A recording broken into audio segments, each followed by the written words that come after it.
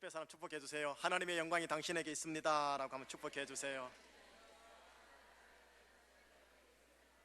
예, 한결 보기 좋습니다. 아름다운 얼굴이네요. 자, 우리 오늘 주신 하나님의 말씀 다시 한번 읽어봐요. 이사야서 58장 12절 말씀입니다. 이사야서 58장 12절 말씀 한 목소리로 읽겠습니다. 시작.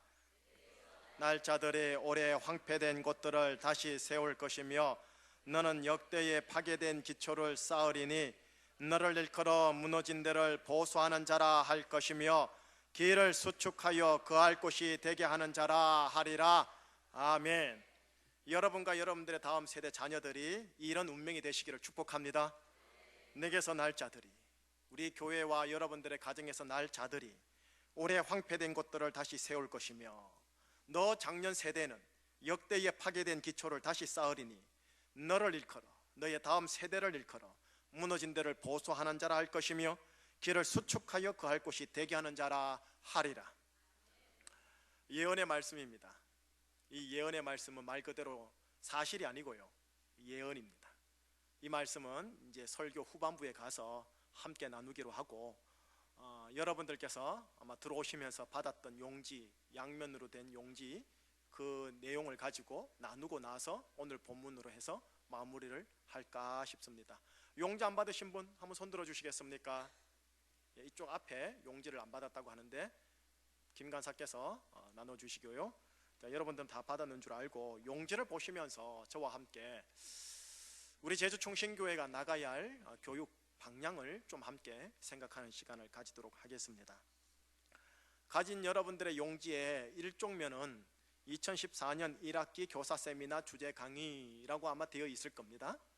그리고 뒷면을 보시면 2014년 2학기 제주총신교회 다음 세대 교육 철학 및 방향이라고 되어 있습니다. 우선 일종면을 한번 쫙 펼쳐 주십시오. 여기에는 교사 선생님들도 계시지만 그렇지 아니하신 분들도 함께 하시는 자리입니다. 하지만 우리 교회의 핵심, 그리고 철학, 그리고 방향, 이거는 교사 선생님이시든 또 리더든 평신도 성도님들이시든 함께 공유하여야 하겠기에 오늘 이 자리에 함께 나누려고 합니다. 우선 일종면을 딱 펼치셔가지고 일종면을 함께 살짝 가볍게 복습을 하는 시간을 가지도록 할게요. 2014년 2월 15일 날 토요일이죠. 교사 세미나 주제 강의를 했었는데 선생님들 기억나요, 안 나요? 난다는 사람이 이상한 거예요. 안 납니다 라고 해야 그게 정상입니다. 여러분, 이런 말이 있어요. 까고 또 깐다. 한 번 깐데 또 깐다. 권투에서 쓰이는 용어입니다. 그러다가 나중에 결정적으로 치는 거지요. 깔때 또 까는 게 뭐냐 하면은 여러분들과 제 안에는 이 많은 지식의 파편들이 있어요. 이것들을 정리를 하고요, 핵심적인 것, 기초적인 것, 철학적인 것, 방향적인 것을 계속 잡아내고 그걸 단단하게 다지고 나서 그 위에다가 집을 건축해야 합니다. 그래서 여러분들에게 2014년도 1학기 교사 세미나 강의를 재복습을 하고 또 이 자리에 교사가 아닌 분들도 이런 방향으로 교육 철학이 흘러가고 우리 교회가 흘러가는구나 함께 하고자 해서 이 용지를 나눠주고 복습하면서 2014년도 2학기 교육 철학 방향을 나누고자 합니다. 보시지요. 본교의 핵심 성격이라고 되어 있는데 우선 영어로 적어서 미안해요. 한번 같이 좀 읽어봐요. 시작. 글로리 빌드업. 방금 어떤 할머니께서 글로리 빌드업 이랬는데 감사합니다. 여러분, 우리 교회 글로리라는 단어는 실은 오늘 여러분들에게 노골적으로 펼친 겁니다. 오늘 주일 오전에요. 하나님의 영광을 간절히 소망하면서 오늘 즐거워하는 인생이 되십시다 한 것 기억나시지요? 결국 하나님의 영광이 누구였습니까? 예수님이셨습니다. 그러니 이 글로리라는 단어 옆에다가 예수 그리스도라고 적으시면 정답입니다. 받아 적으시는 거 보이 수능 시험에 나올 것 같은 느낌이네요. 글로리 혹은 뭐라고요? 예수 그리스도이십니다. 또 하나는 영어로 뭐라 써 있어요? 빌드업입니다. 예수 그리스도와 피차간에 덕을 세운다. 이 두 단어는 우리 교회가 앞으로 계속 강조하게 되어지는 가장 기초석 밑바닥입니다. 예수 그리스도, 그리고 예수 그리스도란 반석 위에 가정과 인생과 다음 세대를 빌드업해 나간다. 가정을 빌드업, 내 성품을 빌드업, 우리의 교회를 빌드업, 다음 세대 부서를 빌드업, 그리고 예수의 영광을 위해, 이거를 기억해 주셔야 합니다. 여러분, 빌드업, 지금 말로 얘기하면 건축하다입니다. 그러면 건축하는 사람을 일컬어 뭐라 하죠? 건축가라고 합니다. 그러니까 여러분들은 저와 함께 실은 건축가로 부름받은 겁니다. 그런데 건축가라는 단어가 성경에 없잖아요. 그런데 없는 게 아니에요. 있어요. 다르게 번역돼서 그랬을 뿐이지요. 여러분, 이 단어 들어보셨습니까? 청지기 들어보셨어요? 예. 청지기라는 단어가 슈트월드십이라고 KJV에는 그래 나와 있겠지만 매니저를 얘기합니다. 그런데 이 헬라어 원어를 가면은 뭐라 되어 있느냐? 오이코노모스인데요. 뜻이 뭐냐? 오이코스, 집입니다. 노모스, 빌드업입니다. 집을 세우는 자, 이 뜻입니다. 그러니 건축가란 소리지요. 근데 이거를 청지기라고 옛날 구한말 시대 때 용어로 번역을 해서 지금까지 내려온 거예요. 결국 예수 믿는 자들은 뭔지 아세요?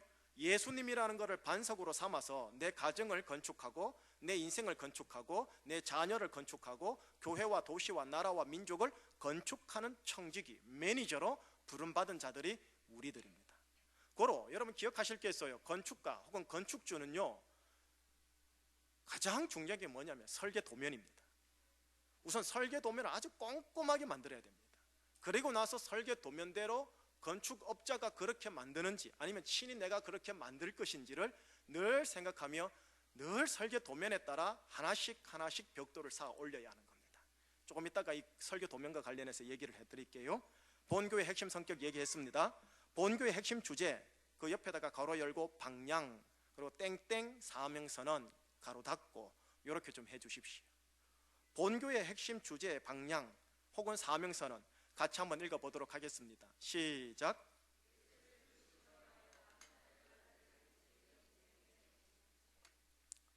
20초 드리겠습니다. 외우십시오. 이 갑자기 수능 시험 치는 것도 아니고 그지요?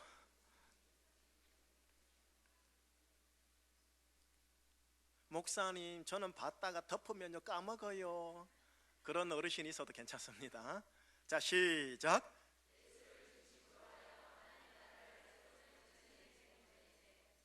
우리 자매님들만 시작.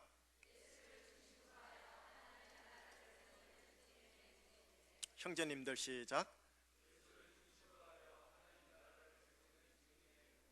예, 우리 교회의 핵심 방향입니다. 방향. 예수님을 중심으로 해서 하나님의 나라를 제주에 건설하는 증인의 공동체가 될 것이다. 실은 이 핵심은 예수 하나님 나라 증인입니다. 이것이 사복음서, 서신서, 사도행전에 기록되어 있는 핵심 단어들입니다. 이 사명선언을 따라서 우리 교회가 전진해 나갈 것입니다. 자, 이렇게 전진해 나가려면 동력이 있어야 되지 않겠습니까? 휘발유나 가솔린이나 그 동력이 다음 세 번째 질입니다. 핵심 동력 세 가지가 있죠. 무엇입니까? 예, 이제 저와 여러분들은요, 말씀으로 연단되고 다듬어지는 성도, 다음 세대, 그리고 성령을 인정하고 성령의 인도함을 따라가고자 하는 성도, 다음 세대, 그리고 핵심 동기는 사랑이어야 합니다. 율법이면 안 됩니다. 핵심 동기는 사랑의 동기로 건설하고 세우고, 혼내더라도 사랑의 동기로 혼내는, 그래서 말씀, 성령, 사랑이 우리 교회의 핵심 동력, 휘발유, 가솔린이 되는 겁니다. 이 세 가지를 잡고 예수를 중심으로 하여 하나님 나라를 섬기는 증인의 공동체로 계속 전진해 나가겠다.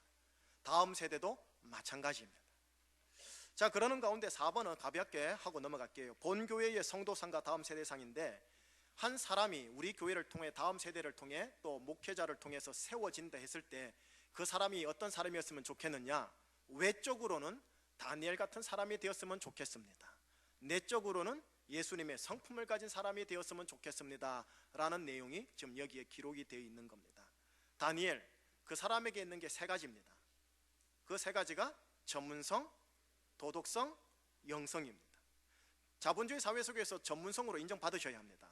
그 다음 전문성만이 아니고 이 한국 사회 속에서는 많이 무시되어지는데 도덕성에 있어서 인정받으셔야 합니다. 그 다음 하나님 앞에서 무엇보다도 인정받을 만한 신앙의 영성인이어야 합니다. 그래서 전문성, 도덕성, 영성을 소유하는 다니엘 같은 인물, 그런 다음 세대, 외적인 걸 말하는 겁니다. 외적인 걸. 여러분 물어봅시다. 다니엘이 종교 전문 직업인이었습니까? 정치 지도자였습니까? 예, 후자였지요. 세속 전문 직업인이었다라는 겁니다. 그러나 이 다니엘이요, 전문성, 도덕성, 영성을 소유한 자로서 제국의 정권의 4기를 연거벗어 수석 총리를 할 정도로 인정받은 인물입니다. 이방 나라에서 이방의 서러움을 가지고서도 최고의 왕좌 다음에 자리에 앉을 정도의 전문성을 가진 자였고, 다니엘의 예언, 묵시가 나올 정도의 영성을 소유한 자였습니다. 물론 도덕성에 있어서도 흠이 없었더라, 흠잡을 데가 없더라는 것이 기록이 분명히 되어 있습니다. 이것이 다니엘이 가지고 있었던 외면적인 모습이고, 우리 다음 세대가 추구하고 여러분들과 제가 우리 제주에서 추구해야 할 외관적인 모습인 겁니다. 동시에 내적인 것은요, 예수님입니다. 지저스, 예수님, 하나님의 영광, 그분이 긍휼과 권세와 능력을 가지고 계신데 그것이 성품으로 단단해지고 단아해져야 합니다. 이거는 차후에 나중에 기회 되면 얘기할게요. 자, 그러는 가운데요, 우리 본교회 핵심 단어가 있습니다. 이 단어는 계속 강조되어질 것입니다. 뭐냐? 바로 은혜입니다. 은혜. 고린도후서 8장 9절 말씀 혹시 기억하시는지요? 우리 주 예수 그리스도의 은혜를 너희가 알거니와 부유하신 이로써 우리를 위하여 가난하게 되심은 그의 가난함으로 말미암아 우리를 부유하게 하려. 아, 할렐루야. 감사합니다. 우리 교회의 핵심 단어입니다. 그러나 이거는 우리 교회만의 핵심 단어가 아니라 신약 전체의 핵심 단어입니다. 예수님을 은혜를 인격화하면 예수님이 나와요. 예수님을 추상명사로 말을 하면 은혜라는 단어가 나와요. 그 정도로 은혜라는 단어는 아이고 목사님 설교에 은혜 받았습니다, 그 정도가 아니에요. 은혜가 접목이 되고 은혜와 접촉이 되면 은혜의 실상의 파워는 대단합니다. 이 은혜라는 단어가 우리 교회의 핵심입니다. 그리고 여러분들이 각 부서 속에서 이 은혜라는 것을 토양 삼아서 여러분들의 부서와 교사 관계와 학생들을 빌드업 해 나가셔야 합니다. 사랑의 동기로 예수를 중심으로 한 아이, 그리고 하나님의 나라를 지향하는 다니엘 같은 아이, 예수님의 성품을 가진 아이, 이것이 우리 교회가 가지고 있는 방향성입니다. 자, 그러는 가운데 본교회 다음 세대 교사상 혹은 부모상 혹은 제가 여러분들을 바라볼 때 가져야 할 목자상을 함께 나누는 겁니다. 뭐라고 써있는지 네모 그 조그만 거 있죠. 한번 읽어보겠습니다. 시작. 예. 무슨 눈을 가진 자? 예수님의 은혜의 눈을 가진 자. 그 옆에다가 이렇게 적으세요. 모세의 율법의 눈을 가진 자. 이게 지금 비교가 대조되는 겁니다. 모세의 율법의 눈을 가진 자냐, 예수님의 은혜의 눈을 가진 자냐라는 것입니다. 우리 교회는 사랑의 동기로 씨름할 게 있어요. 뭐냐? 내 자신을 볼 때나 가족을 볼 때나 내 자녀들을 볼 때나 부서를 볼 때나 교회를 볼 때 모세의 율법의 눈을 가지고 볼 수 있습니다. 그러나 동시에 예수님의 은혜의 눈을 가지고 볼 수가 있습니다. 여러분들의 자녀를 바라볼 때나 내 자신을 바라볼 때도 동일합니다. 내가 모세의 율법의 눈을 가지고 보느냐, 예수님의 은혜의 눈을 가지고 보느냐. 또 여러분들이 제주를 바라볼 때요, 여러분들 우리나라 대한민국을 바라볼 때요, 어휴 썩어 문드러진 나라 하는 모세의 율법의 눈을 보느냐, 예수님의 은혜의 눈으로 투과해서 보느냐. 여러분들은 그 후자로 선택받은 분들이십니다. 그럼 예수님의 은혜의 눈으로 본다는 게 뭘까요? 그림을 제가 지금 기록해 놨습니다. 이제 교사들은 이제 아실 거예요. 이 그림은요, 자, 2가지 그림이 지금 인물상이 초상화가 그려져 있죠. 왼쪽에 있는 그림 잘생겼습니까? 못생겼습니까? 잘생겼다. 오른쪽에 있는 그림 잘생겼습니까? 못생겼습니까? 못생겼다. 힌트. 자, 우리 교사들은 가만히 있어보고, 왼쪽에 있는 그림은 예수님과 12제자 가운데 누구를 보여주는 그림 얼굴 초상화일까요? 예수님. 예, 뭐 그럴 것 같아요. 잘생겼어요. 핸섬해요. 그죠? 오른쪽에 있는 이 사람은 누굴까요? 유다, 가룟 유다. 할렐루야. 또요? 아, 가만히 있어 봐요. 예수님? 예수님 이름 못생겼어요? 또? 예, 베드로 같지 않아요? 베드로. 가룟 유다 같지 않습니까? 아니라네요. 여러분, 지금 여러분들께서 보고 있는 이 그림이 둘 다 예수님을 이야기합니다. 왜 이렇게 그림이 확 다르냐? 왼쪽에 예쁘게 이 미남형으로 생긴 그림은 뭐냐면, 중세 시대 때 서양 가톨릭 화가들이 자신들의 서양 인물 30대 초반의 부유한 귀족계층의 보통 평균 얼굴로 그린 겁니다. 이해되시죠? 그 다음 왼쪽에 있는 그림은 최근에 나온 그림인데, 이거는 과학적 실사 그림입니다. 다시 말하면 2000년 전 이스라엘 땅에 있는 유골들을 수백 개를 표본 채취를 해가지고 30대 초반, 그리고 목수, 그 다음 유대인들이 뜨거운 태양볕 아래 아랍 계통, 이거를 종합 정리해서 만든 형이 이거입니다. 자, 그렇다면 예수님께서 서양 사람이 아닌 유대인 사람이고 이스라엘 사람이라면, 아랍 사람에 가깝다면 왼쪽에 가까울 것 같습니까? 오른쪽에 가까울 것 같습니까? 당연히 오른쪽에 가깝습니다. 자, 여러분, 예수님이 이렇게 생겼다면 흠모할 만합니까? 아닙니다. 예, 그렇죠. 그러면 모세의 율법의 눈을 보자 이거지요. 이거 못생긴 게 나올 수 있다라는 거예요. 그런데 예수님 하나님의 영의 눈으로 바라봤을 때 얼굴 비주얼은 실제로 못생긴 것처럼 보이지만 그의 영혼은요, 왼쪽 그림처럼 예쁘고 멋있는 얼굴, 그 영혼의 얼굴이 보일 거란 말이에요. 그래서 그 영혼의 얼굴을 바라보면서, 지금 못생긴 얼굴을 바라보면서도 이거 못생긴 게 라고 정죄하거나 비판하거나 뭐라 하지 않고, 그 안에 내면 속에 있는 예수님의 아름다운 얼굴이 드러나도록 빌드업하는 사람, 이자가 교사인 겁니다. 이자가 목자입니다. 이자가 교회의 리더입니다. 그러니 분명한 거는, 현실적으로 이 사람이 못생겼다라는 팩트, 사실을 분명하게 알면서도 불구하고, 그걸 인지하는 걸 분명하게 알면서도 불구하고, 그 내면 속에 있는 예수님의 하나님의 영광의 형상, 그것이 바깥으로 표출되도록 도와주는 자, 이게 예수님의 은혜의 눈을 가진 자의 모습, 교사의 모습, 목자의 모습, 리더의 모습입니다. 자, 하나님이 어떤 분인지 한번 보세요. 구약 인물만 지금, 아니요, 신약 인물까지 다 적어놨네요. 하나님께서 믿음의 선진들과 어떻게 동역하셨나를 보세요. 율법의 눈으로 보면 다 부족하고 메네메네 되길 우바르신입니다. 하나님의 공의의 차원에서는 다 부족한데, 하나님이 이런 자를 쓰셔가지고 하나님의 영광을 드러냈다니까요. 어떤 인물인가 한번 읽어보실까요? 제가 읽어볼게요. 노아는 무슨 사람이었고, 아브라함은, 이삭은, 야곱은 거짓말장이었고, 레아는, 이게 좀 그렇죠, 인신공격인데, 요셉은 학대를 받았었고, 모세는 말을 잘 못했지요. 기드온은 두려워했고, 삼손은 긴 머리에 바람둥이였고, 라합은 기생이었고, 예레미야와 디모데는 너무 어렸었고, 다윗은 간음하고 살인하였지. 못된 것이에요 이게.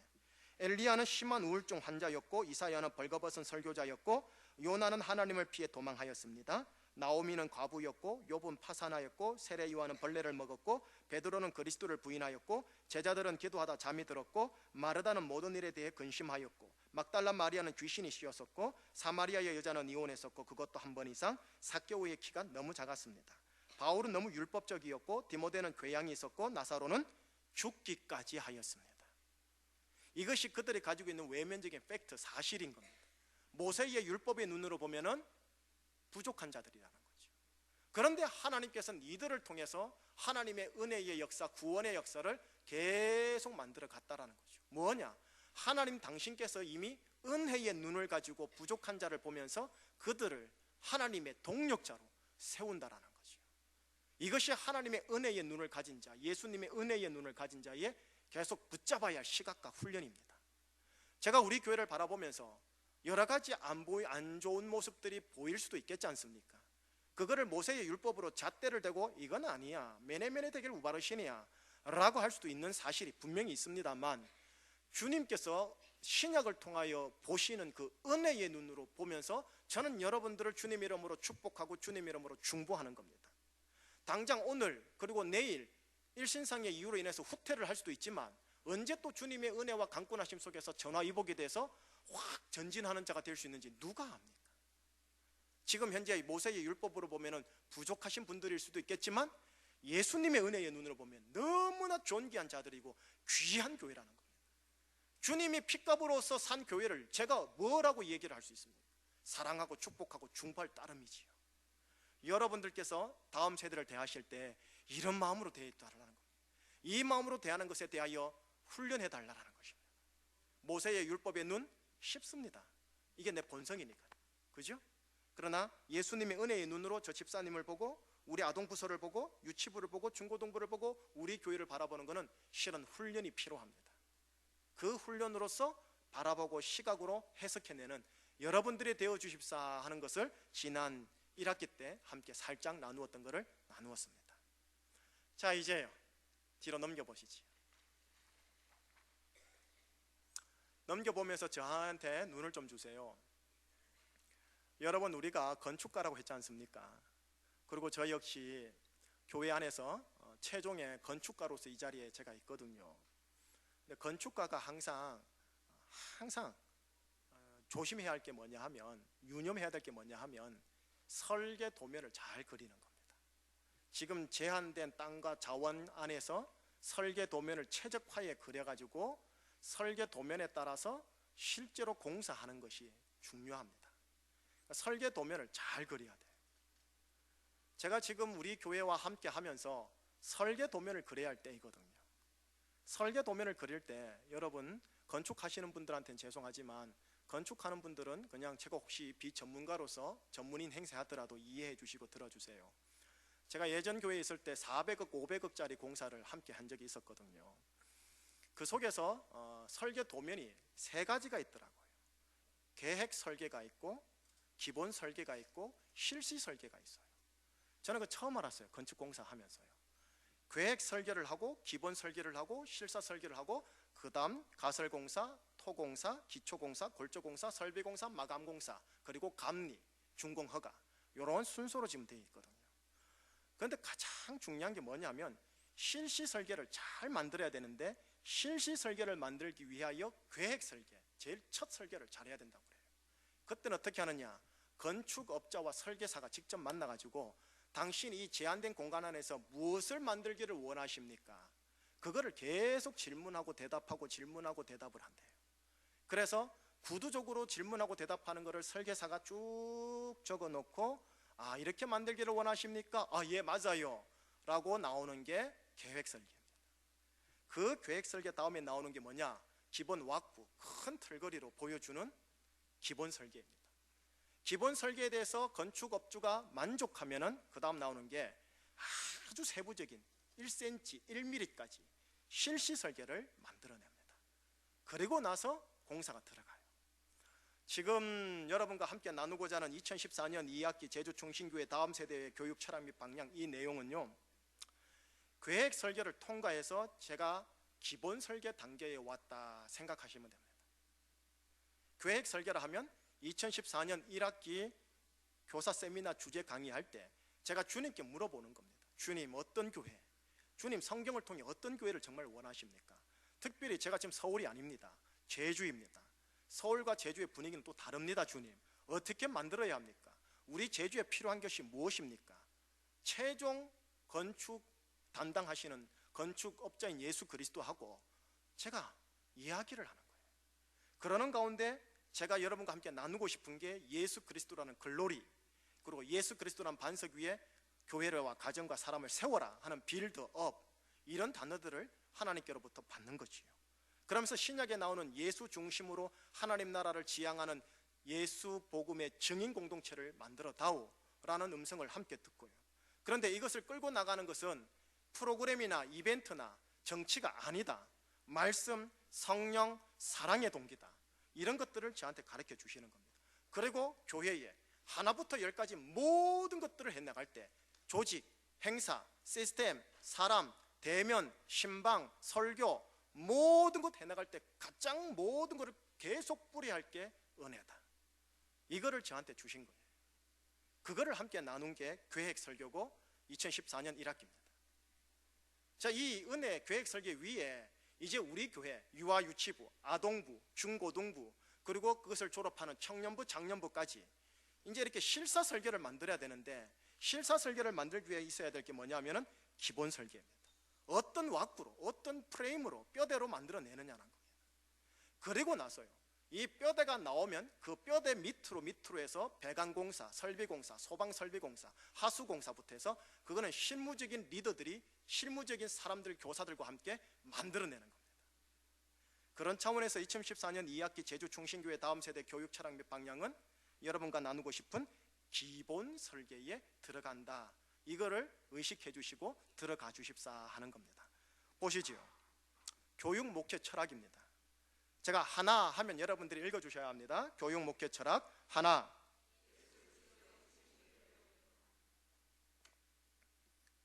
작년이든 다음 세대든 무조건 예수님입니다. 다른 거 가르치려고 하지 마십시오. 그리고 앞으로 차후 파트 담당 각 부서의 리더들이 오더라도 이 교육 목회 철학에서 빗나가면 안 됩니다. 예수 중심입니다. 예수 중심. 예수님 중심이라 하면은 첫째 공생애를 얘기하겠지요. 둘째 여러분 예수님의 십자가와 부활, 재림, 승천이겠지요. 셋째 예수님 재림이겠지요. 이것을 항상 나누셔야 합니다. 교사 또 리더인 전도사님은 이거를 어떻게 프로그램, 예배, 설교, 교육 환경에 이르기까지 어떻게 예수 중심으로 만들 것인가, 그 고민을 하면서 푸셔야 합니다. 두 번째입니다. 둘째 뭡니까? 하나님 나라 중심 교육. 그냥 쉽게요, 천국 할게요. 천국. 첫 번째가 무슨 중심? 예수 그리스도 중심. 둘째 무슨 중심? 한문으로 천국 중심. 천국은 두 가지가 있어요. 하나는 저 세상요, 다음 세상에서의 천국에 대한 이해예요. 죽음 이후 다시 만남에 대한 집중하는 거예요. 여러분 분명하게 말씀을 해주셔야 돼요. 학생들한테요, 아이들한테요. 천국이 있다라는 것을, 예수님으로 말미암아 가게 되는 천국이 있다라는 것을 분명하게 인지해 주셔야 합니다. 단 제가 부탁합니다. 지옥에 대해서는 강조하지 마세요.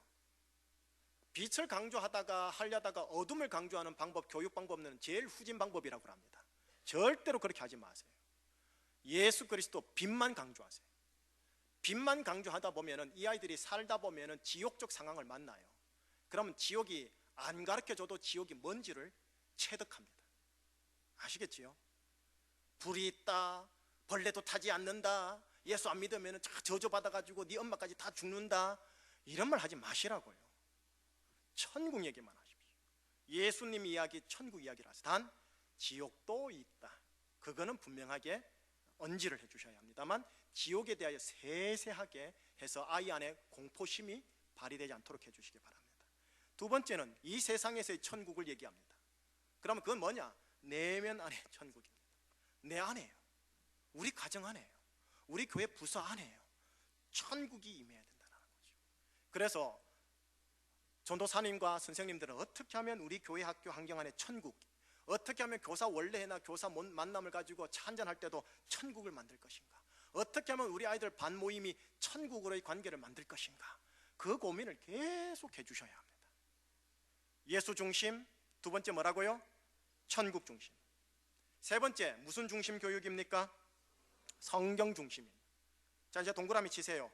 예수 그리스도, 천국, 성경. 예수 그리스도 중심, 천국 중심, 성경 중심입니다. 성경도 구약, 신약에 대하여 우리 유아, 유치부, 아동부 여기까지는 66권의 순서를 익히게 해주십시오.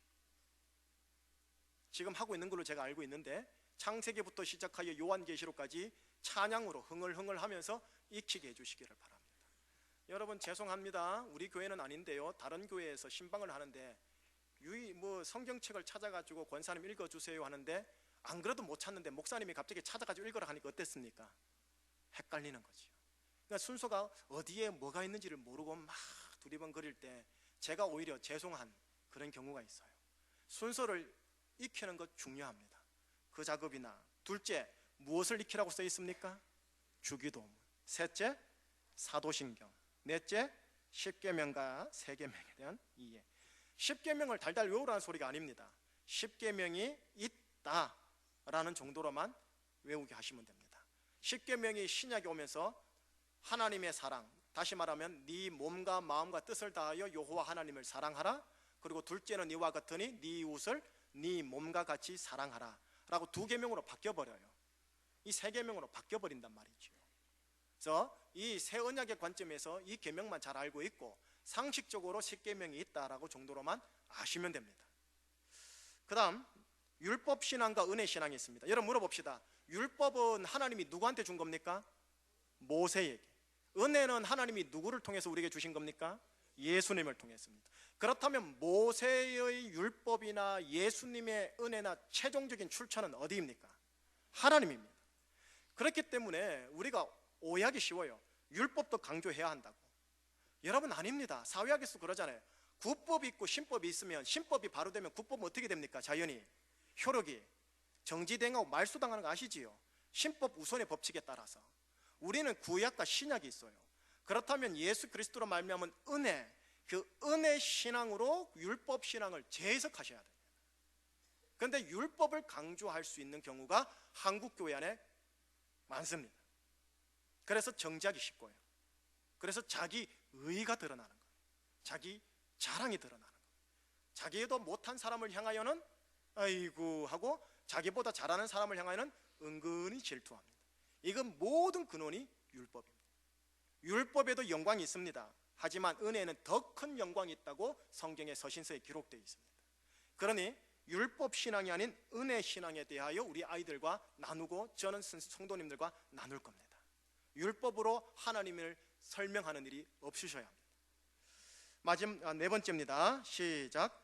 가정과 교회 그리고 사회 중심 교육. 사회까지 나가는 건 좀 잠시 접어두고요. 가정 동그라미, 교회 동그라미입니다. 4-1번 한번 읽어보지요. 시작. 두 번째,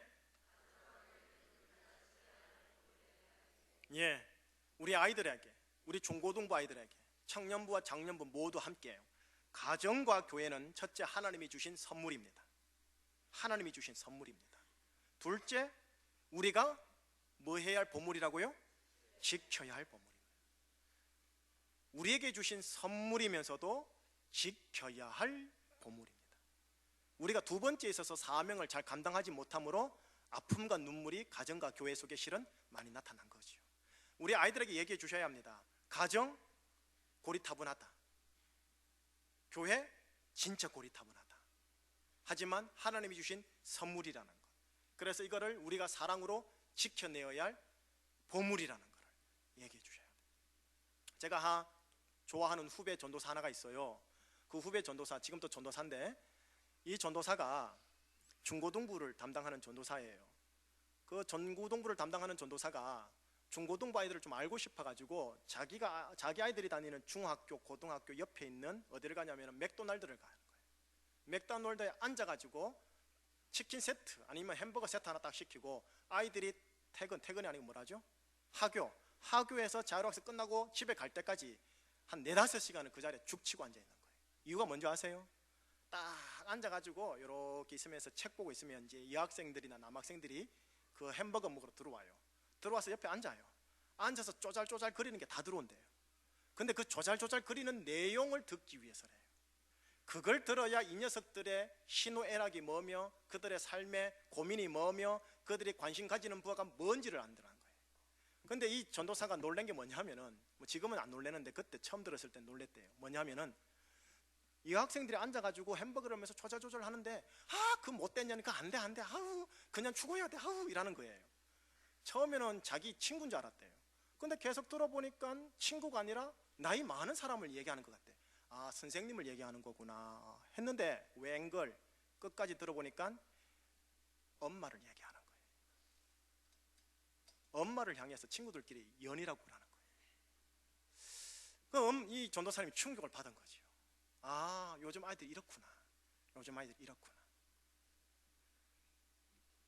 가정, 교회, 구닥다리인 줄 압니다. 우리 아이들 동질 그룹의 그 청소년 아이들한테는. 하지만 하나님이 주신 선물이라는 것과 우리가 지켜야 할 보물이라는 것을 애들한테 강조를 해주시고 그걸 우리가 지켜내야 한다는 것을 얘기를 많이 해주시고 교육 학습을 하시되 프로그램 이벤트 하는 가운데 가정의 소중함, 교회의 소중함을 얘기를 해야 합니다. 동시에 중고등부 같은 경우는 사회에 대해서도 얘기해야 합니다. 여러분, 시민신앙이 있어요. 교회 중심의 신앙이 있지만 시민사회 속에서의 시민신앙이 있단 말이에요. 예수를 믿는 하나님의 의의 사람으로서의 시민적인 행실, 시민적인 책임들도 신앙생활의 한 부분이라는 것이지요. 아동부까지는 뭐 그렇게 강조할 건 아니고 또 어렵기 때문에 중고등부 이상은 시민신앙을 가르쳐야 하고, 우리 교단의 기독교 교육학에서도 중요하게 여기는 부분 중에 하나가 사회에서, 시민사회에서 시민신앙인은 어떻게 살아야 할 것인가에 대하여 고민을 많이 하고 있답니다. 다섯 번째, 무슨 중심요? 인성 중심. 인성 중심이라 하면은 내 안에 예수님이 사는 겁니다. 내 안에 성령님이 사는 겁니다. 그거를요, 일단 믿어야 된다라는 것을 이렇게 좀 거칠게 얘기해서 죄송해요. 그냥 필터링해서 들어주세요. 거의 세뇌화 시키세요. 아들, 딸, 네 안에는 예수님이 살아있어, 네 안에는 성령님이 살아있어 하고 어리면 어릴수록 계속 그 이야기를 해주십시오. 그래서 내 안에 성령님이 있다, 내 안에 예수님이 계시다.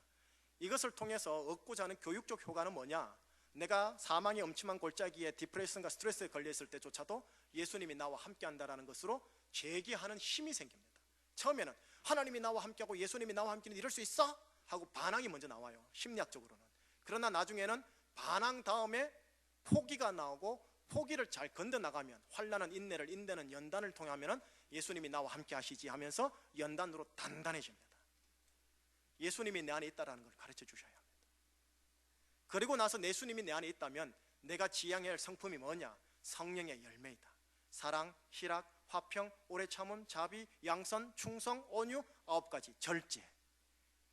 이것들을 어떻게 하면은 예배 가운데, 프로그램 가운데, 반별 모임 가운데, 행사 가운데 풀어낼 것인가를 생각하셔야 합니다. 5가지 교육 철학 말합니다. 첫째 뭡니까? 예수 그리스도. 둘째 천국. 셋째, 넷째 가정과 교회. 마지막 5번째 인성. 어떤 목회자가 우리 교회로 오든 간에, 또 어떤 선생님들이 계속 세워지고 나가든 간에 기억하셔야 합니다. 이 교육 목회 철학은요, 단순히 다음 세대 목회 철학만이 아니에요. 작년 목회도 마찬가지입니다. 작년 교육이 있고 다음 세대 교육이 있지 않습니까? 저는 주로 작년 교육에 집중할 거란 말이지요. 그 다음 세대 교육은 각 파트 전도사님들과 함께 만들어 갈 거란 말이지요. 이 교회 기본 설계를 통해서 이제 각 부서에 맞게, 그 연령에 맞게 실시 설계를 해야 되는 겁니다. 그거는 다음 단계 때 해야 할 일이지요. 자, B, 교육 목회 방향을 보세요. 한번 같이 첫 번째 줄 읽어보겠습니다.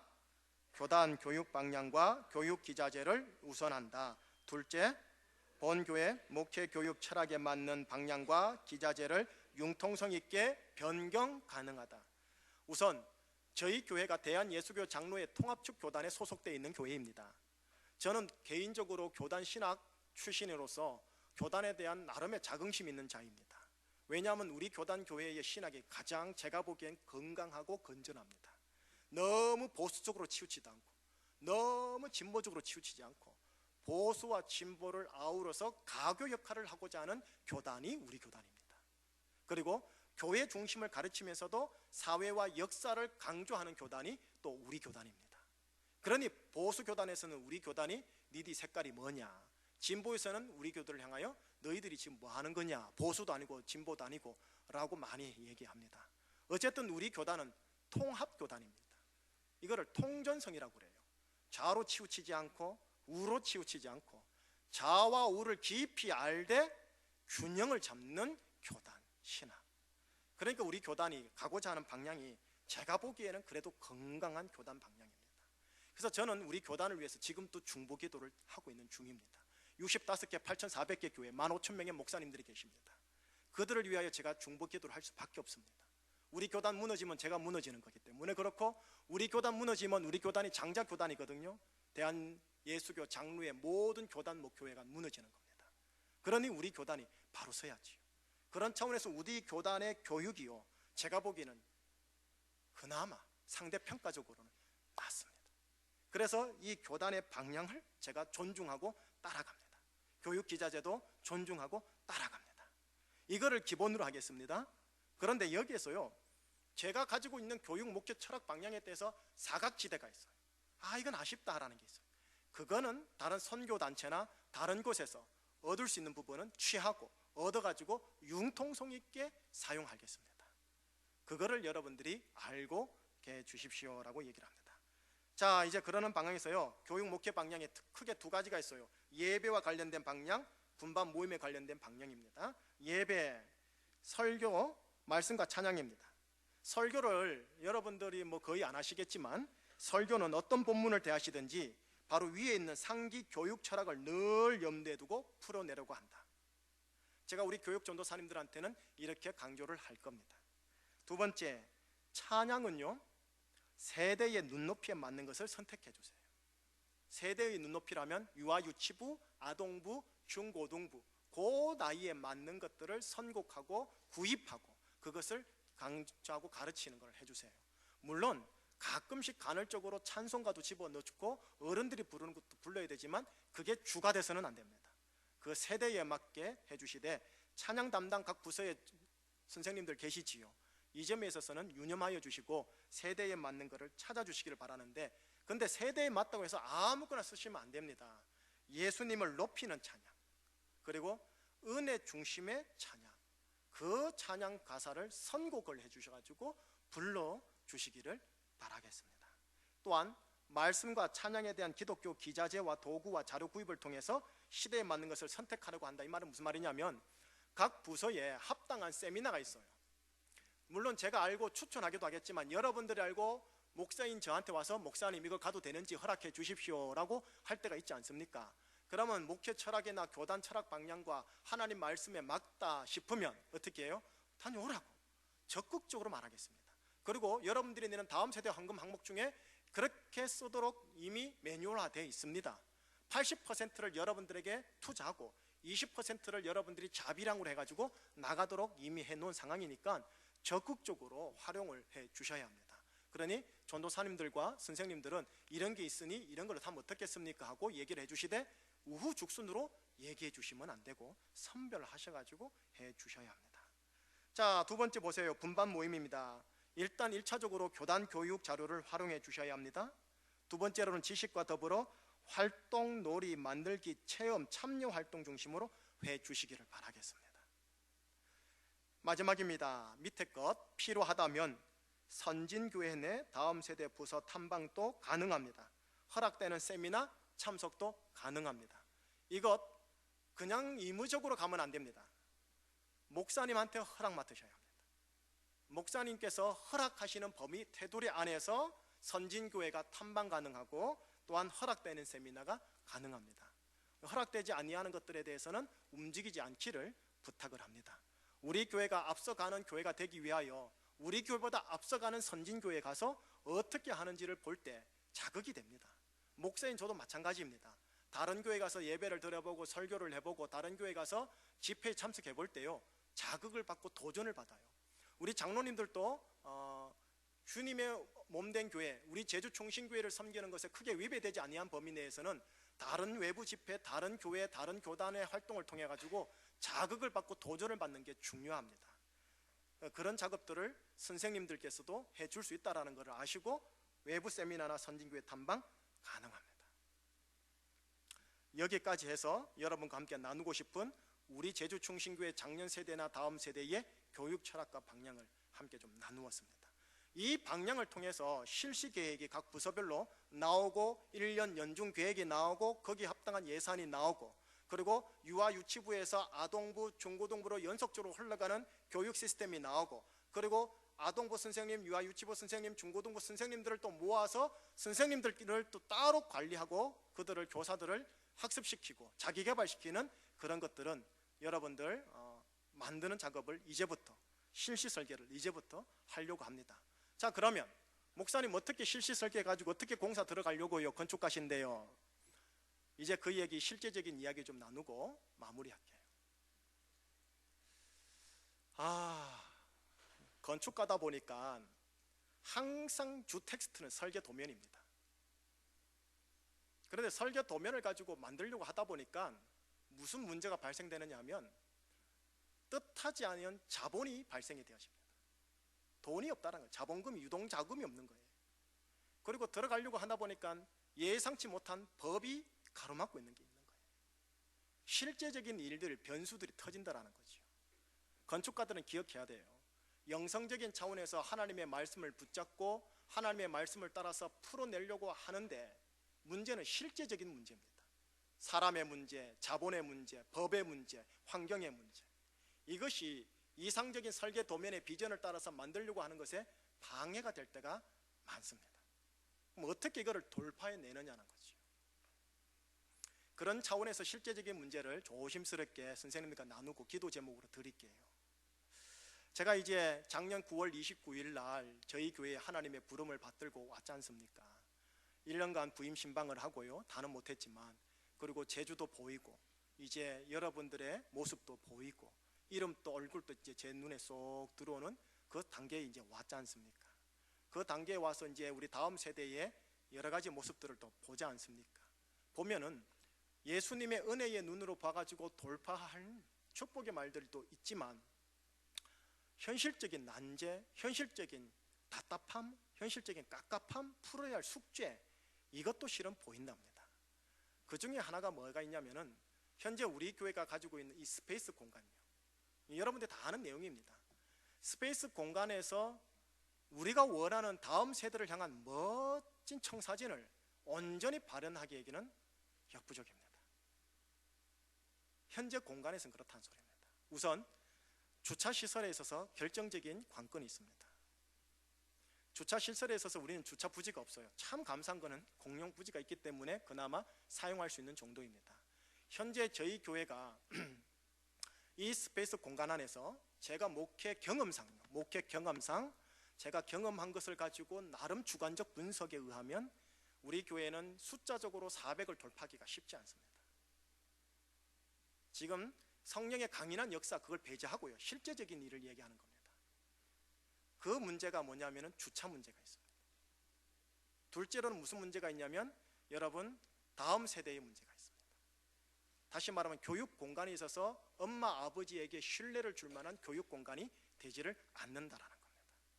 만약에 예배가 좋아서 왔다 할지라도 다음 세대의 문제를 인해 가지고 고민을 하게 될 가능성이 있는 교회가 우리 교회입니다. 이거는 냉혹하게 제 눈에 보이는 겁니다. 그러니 제 안에 고민이 왜 안 되겠습니까? 어떻게 돌파를 해야 할 것인가? 외에 부대적인 문제가 많이 있겠지만 하드웨어적인 문제를 이렇게 제가 잠시 두 가지 여러분들이 이해하는 정도로 언급을 할게요. 어떻게 돌파할 것인가? 그렇다고 새롭게 건축을 해가지고 다른 데로 성전을 부지를 이전하자? 그건 아닙니다, 여러분. 몰라요. 먼 훗날 하나님이 허락하시면 여러분들이 아우성하면 몰라도 지금 당장 전혀 그런 거 없습니다. 지금 이 제한된 공간, 이 연동 안에서 우리는 돌파해내야 합니다. 그럼 어떻게 해요? 어떻게? 제한된 하드웨어 공간 속에서요. 지금 제가 잡고 있는 나름의 탈출구는 소프트웨어입니다. 무슨 말이냐? 사람입니다. 여러분, 한 조직이나 국가의 운명은 누구한테 달려있느냐 하면 리더에 달려 있습니다. 물론 민심이 천심인 줄 압니다. 리더는 민심과 천심을 읽어가지고 제대로 해내야지요. 어쨌든 이 리더로 말미암아 백성이 흥하거나 리더로 말미암아 백성이 망합니다. 결국은 이 자리에 리더들이 제대로 퀄리티, 질 있는 리더들이 와서 제주에 헌신하고 다음 세대에 헌신할 만한 리더가 와서 그와 함께하는 동력자 다음 세대 교사들과 함께 으쌰으쌰 해가지고 아이들을 섬기는 소프트웨어가 튼실하면요, 비록 우리의 공간이 협소하고 비좁고 조금은 누추하더라도 엄마들이 선생님을 보고 전도사님과 리더를 보고 맡깁니다. 지금 이 자리에서 뚫어낼 수 있는 탈출구는 소프트웨어입니다. 그리고 사람입니다. 또 그 사람이 오면은 환경을 최대한 꾸밀 것이고 시스템, 교육 시스템과 프로그램을 최대한 만들 것입니다. 관건은 뭐냐? 리더입니다. 지금 우리 유아유치부 여기 앉아 계시는데요, 우선 유아유치부 선생님들 이 자리에서 공개적으로 우리 당회를 대표해서요, 너무 감사합니다. 지금까지 수고해 주신 건 너무 감사합니다. 지도자 없이, 물론 부장 선생님 계시지만 영적 지도자 없이 지금까지 해낸 것에 대하여 치하받을 만합니다. 너무 감사해요. 그리고 우리 아동부 선생님들, 쉽지 않은 지금 환경 조건 속에서 임봉래 전도사님과 함께 지금까지 해오주신 건 너무 감사해요. 제가 그거 왜 모르겠습니까? 헉헉거리면서 하고 있다는 거 제가 잘 알고 있고요. 여러분들은 저희의 귀한 동력자들이요, 하나님의 동력자이십니다. 그래서 제가 감히 당회 대표로 고맙습니다, 감사합니다, 당회 허락도 안 받고 제가 지금 먼저 이렇게 말을 합니다. 너무 고마운 거예요. 제 안에 연초부터 하나님 앞에 부르짖고 간구하고 떼쓰는 게 있어요. 뭐냐? 하나님, 왜 지도자 안 보내줍니까? 저 멋진 허진열 전도사 같은 멋진 사람 좀 보내주십시오. 보내달라 하는데 안 보내주세요. 물론 저도 역시 백방으로 노력했습니다. 근데 지금 여러분들께 말씀드릴 게 있어요. 세상 말로 좀 할게요. 인력 수급에 있어서 제주도는 육지와 다른 곳입니다. 서울, 대전, 광주, 대구, 부산, 이렇게 핵심 도시가 있지 않습니까? 핵심 도시에는 각 신학교가 있습니다. 그 신학교에서 배출되는 전도사님들과 MDB 출신 목사님들이 그 지역을 책임져요. 그러니 그 지역마다 있는 로컬 처치 지역교회는 그 지역 신학교에서 인력을 수급을 합니다. 그런데 문제는 우리 제주에는 그 MDB 출신의 학교가 없습니다. 그러다 보니까 영남이나 호남에서 사람을 데리고 와야 합니다. 근데 문제는 뭐냐? 데리고 오려고 하니 들어가는 자본이 많이 든다는 소리. 또 둘째로는 뭐냐? 죄송합니다, 여러분 이해하고 들어주세요. 목사님들도 인간인지라, 교육자들도 인간인지라, 제주도 너무 멀다, 너무 변방이다, 너무 낙후된 곳이다, 그 마음 때문에 오시지를 못해요. 뭐 총각들 아가씨들은 올 수 있을지 몰라도 결혼하고 아이들의 진로까지 생각해야 할 사모님들은 올 생각을 잘 못하세요. 특별히 서울에서 모셔오기가 진짜 하늘의 별따기인 거예요. 이런 곳에서 우리가 지금 의의 섬이 되겠다고 용 쓰는 거예요. 리더를 통해서 백성들이 세워지고 흥해지는데, 제대로 된 리더들은 서울에 다 있고, 서울에 다 있는 리더들은 제주에 오려고 하지 않고, 정말 참다운 리더들은 제주에 필요한데, 이 역설을 어떻게 해결해야 될까요? 그래서 하나님께 수소문을 하는 거죠. 하나님, 저 열방에 좋은 목사님들도 많고 간사님들도 많은데 좀 붙여주십시오 라고요. 근데 지금까지 하나님께서 허락하시지 않은 거고, 또 저분들이 우리한테 접촉을 하시지 못하신 거죠. 물론 있었지만 노 땡큐 목사님 하셨습니다. 그 이유에 대해서는 제가 말씀을 못 드리겠습니다. 당위원들하고만 이야기할게요. 그래서 결국은 10월, 11월, 12월 비상체제로 들어갈 수밖에 없습니다. 그럼 목사님, 내년 1월 달부터는 뭐가 그럼 돌파구가 있습니까? 돌파구가 있을 확률이 훨씬 많습니다. 지금 9월이지요. 9월 달부터 해서 목사님들과 전도사님들은 10월 달까지, 늦어도 10월 달까지 인사이동이 이루어지는 때입니다. 9월, 10월이에요. 그래가지고 결정이 되면은 11월, 12월, 늦어도 1월 달에 차기 교회로 발령을 하면 안 되죠. 부임하게 되어집니다. 그때가 지금 이때예요. 그러니까 가장 인력을 수급할 수 있는 때가 지금 9월, 10월인 겁니다. 그러는 가운데 제가 여러분과 함께 연초에 나누었던 이야기인데요. 내년, 올해는 예배에 집중하는 해라 했고요. 내년에는 소그룹과 교육에 집중하겠습니다 한 거 기억나실 겁니다. 그런 차원에서 제 혼자로는 역부족이니까 교육, 다음 세대 교육을 총괄해서 주도하고 이끌어갈 만한 전임, 교육 전임을 제가 모셔오고 싶습니다 한 것 기억나실 겁니다. 장로님들도 긍정적인 자세를 보여주셨고요. 그러는 가운데 그분과 접촉을 했고요. 연초에요. 그리고 그분께서 제주의 상황을 들었습니다. 제주의 상황을 듣고 고민을 했습니다. 조금 뻥튀기 좀 할게요. 조금 뻥튀기 할게요. 지금 제가 눈독 들이고 있는 그 다음 세대 차기 리더가 누구냐면, 영남에서는 이미 뜬 사람입니다. 전국구 강사입니다. 전국구 부흥청소년 집회는 이렇게 다니는 분이십니다. 그러니까 청소년에 대해서나 청년 다음 세대에 대해서는 완전히 목숨을 거는 친구입니다. 그리고 그 아내 역시 그쪽으로 전공을 했고 공부를 하신 분이시고요. 그러는 가운데 연초에 제주에 집회가 있어가지고 왔고 저와 함께 식사하는 가운데 이야기를 나누었습니다. 제주에 여러 가지 힘듦, 어려움, 눈물을 함께 나누었습니다. 그리고 그날 밤요, 그날 밤에 그 전도사님 내외가 호텔에서 고민을 많이 했나 봅니다. 여보, 우리를 부르는 더 좋은 교회, 명예와 미래가 보장되고 돈이 보장되는 곳으로 갈까요? 아니면 제주로 올까요? 두 내외가 고민하다가 결론 지은 게 비전을 따라가고 사명을 따라가고 사람을 따라가자, 그래 얘기가 되었습니다. 그래서 저한테 연락이 왔어요. 목사님이 부르신다면은 저희들 제주로 내려가겠습니다 하고요. 그래서 그 사람이 지금 부산에서 제일 큰 교회를 담당하고 있는 교육 파트 교육자세요. 제일 큰 교회, 그 교회에서도 담임 목사님이 이번 올 중반부에 아무개 전도사 내년에 나와 함께 할 거야 안 할 거야 물어봤을 때 이미 저랑 이 얘기가 됐기 때문에 저는 딴 데 갑니다, 목사님 죄송합니다 라고 얘기를 한 것 같아요. 그래서 그분이 마음을 굳히고 제주에 대해서 공부하고 있고 제주 충신교에 대해서 지금 공부하고 있고 저의 설교를 계속 들으면서 제주를 간파하려고 지금 하고 있는 중입니다. 그분한테 제가 하소연을 했어요. 허전도사님을 통해서요. 뭐라고 했느냐? 사람 안 올라 한다. 여기에 진짜 사람 안 올라 한다. 혹시 자네가 믿을 수 있고 신뢰할 만하고 오른손 왼손으로 해서 울사하고 아동부 다음 세대 부서까지 다 책임질 수 있는 동력자 있으면 혹시 데려올 수 있는가? 라고 주문을 했더니 찾아보겠습니다 하더니 찾아낸 거예요. 찾아내서 이런 거죠.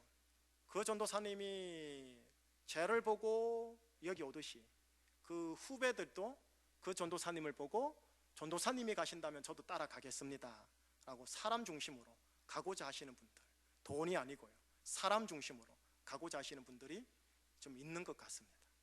그래서 아동부나 유아 유치부 쪽에 있어서도 가능성이 지금 많이 지금 있게 된 상황이지요. 현재 지금까지 진행 과정은 여기까지이고 오늘 당회 장로님들한테는 비공식적으로 주일 3부 예배 들어가기 전에 이야기를 살짝 좀 나누었던 내용들입니다. 자, 여기까지입니다. 따라서 여러분들 아동부하고 유아 유치부는 비상체제인 겁니다. 그래서 아동부 선생님들, 유아 유치부 선생님께 부탁하고 싶은 건 지금까지 고생하셨는데 석 달 동안만 조금만 더 고생해 주십사 하는 그 부탁을 제가 드립니다. 중고등부 우리 최 목사님 너무 잘해 주셨습니다. 최 목사님 면전에서 제가 말을 어떻게 칭찬을 해야 될지 어느 수준까지 해야 될지는 모르겠지만 여러분 목사님으로서 물질적으로 지난한 헌신함으로 우리 교회에 오셨습니다. 그래서 우리 교회에서 정말로 잘 섬겨주셨습니다. 저보다 1년 연상이십니다. 그런데도 저를 깍듯하게 대하면서 선생님들을 소프트하게 부드럽게 대하면서 아이들을 부드럽게 대하면서 청소년의 사명과 열정을 잘 해주셨습니다. 제가 보기엔 정말 귀한 분을 우리 교회에 붙여주셨습니다. 복입니다. 만나면 복이지요. 그래서 중고등부 지금까지 해온 것처럼 최 목사님하고 연말까지 잘 함께 해주셔서 우리 사랑하는 아이들, 럭비공 같은 아이들, 어디로 튈지 모르는 아이들 잘 감당해 주십사, 그래 부탁을 해봅니다. 그 외에 우리 교회가 감당할 수 없는 다른 사역들은 아웃소싱이랍니다. 세상 용어로. 저 단체가 잘하면 저 단체의 힘을 빌어가지고 그거를 사용하고, 저 단체가 이걸 잘하면 저 단체의 프로그램을 도입을 하거나 저분들을 부르거나 우리가 가서 일을 하는, 사역을 하는 그런 아웃소싱까지 제가 지금 생각하면서 일을, 교육을, 사역을 감당을 하려고 합니다. 자, 여기까지입니다. 오늘 1시간 동안 여러분들에게 이 말씀을 좀 나누어 드렸는데 긴 시간 앉아있게 해서 죄송합니다. 결론을 지을게요.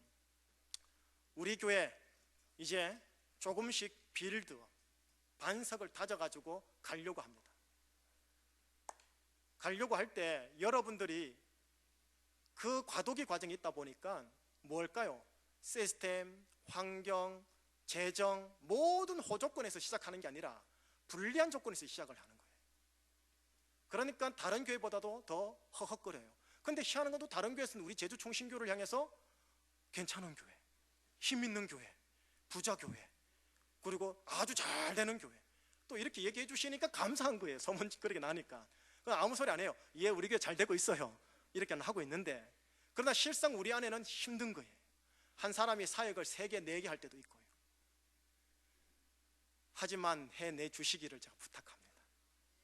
해내 주시는데 그 목적은 오늘 말씀, 이사야서 58장 12절 말씀, 이 꿈을 가지고 이 예언이 실현되도록 하기 위해서 하자라는 겁니다. 니게서 날 자들이, 충신교에서 날 다음 세대들이 오래 황폐된 곳들을 다시 세울 것이다. 그리고 충신교회 너는 역대에 파괴된 기초를 쌓으리니 너를 일컬어 무너진 데를 보수하는 자라 할 것이며 길을 수축하여 거할 곳이 되게 하는 자라 하리라. 이거는 예언입니다. 여러분 예언은 숙명이 아니에요. 잘 들으셔야 돼요. 예언을 하나님이 주시잖아요. 그거는 가만히 있어도 그렇게 된다는 말이 아니에요. 잘못 알고 있는 거예요. 예언을 주신 건 뭐냐면은 네가 이 예언을 믿고 예언을 따라 네가 준비를 하고 네가 헌신을 하면 예언대로 확실하게 된다라는 보증의 말씀인 거예요. 그게 예언이에요. 인도의 숙명하고 다른 거예요. 하나님이 이 예언을 주신 게 뭐냐면 우리 제주 충신교회와 다음 세대들이 제주 안에서 황폐된 곳들을 다시 세우기를 원하시는 거예요.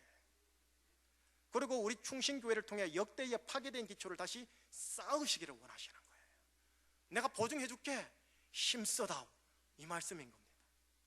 우리 선생님들 이 말씀을 믿고 선생님들 안에서 또 부서 안에서 아이들과 함께 이 일에 열심히 다해 주시길, 하나님의 영광이 우리 교회 부서 속에 임하기에 열심히 다해 주시기를 주님 이름으로 또 당의원들을 대표해서 간곡하게 부탁합니다. 기도하시겠습니다.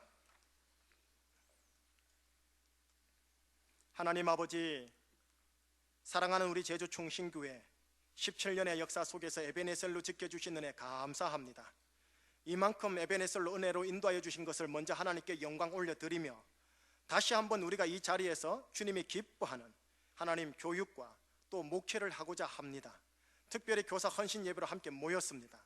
예수 그리스도의 이름으로 유아 유치부 선생님들, 아동부 선생님들, 중고등부 선생님들을 축복합니다. 어렵고 난조건 속에서도 최선을 다한 그 모습에 주님이 위로하여 주시고 또 피차간이 위로하며 서로 빌드업해 나가면서 사랑하는 다음 세대 아이들을 주님이 기뻐하는 예수님 닮은 사람으로 만들어가는 우리 모든 부서와 모든 선생님들과 학생들 되게 하여 주시옵소서. 예수 그리스도 이름으로 감사하며 기도합니다.